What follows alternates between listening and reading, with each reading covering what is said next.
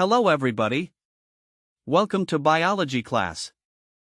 Bagian pertama adalah eritrosit atau sel darah merah. Eritrosit merupakan komponen padat dan penyusun darah yang paling banyak. Setiap satu tetes darah mengandung 5-6 juta sel darah merah.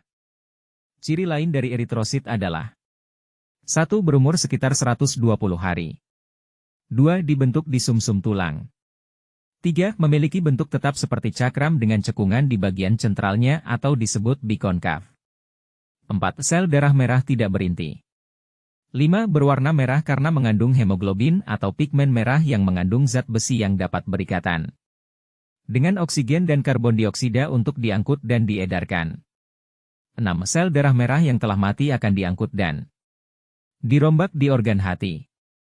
Bagian kedua adalah leukosit atau sel darah putih.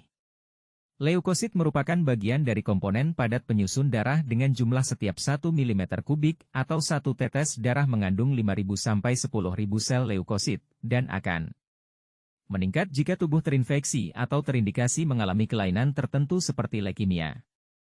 Ciri lainnya dari leukosit adalah 1. Berumur sekitar 12 sampai 13 hari. 2. Dibentuk di sumsum merah pada tulang pipih, jaringan limfa, dan kelenjar getah bening. 3. Sel leukosit berbentuk tidak tetap dan tidak berwarna. 4. Memiliki inti sel. 5. Dapat bergerak secara amoeboid dan dapat menembus dinding pembuluh darah atau diapedesis. 6. Memiliki beberapa jenis sesuai fungsinya melindungi tubuh dari kuman-kuman penyakit. Misalnya dengan menyerang bakteri hingga memakan bakteri atau fagosit yang dilakukan oleh neutrofil atau menghasilkan antibodi yang dilakukan oleh limfosit. Bagian ketiga dari sel darah adalah trombosit atau keping darah. Trombosit juga termasuk bagian dari komponen padat penyusun darah.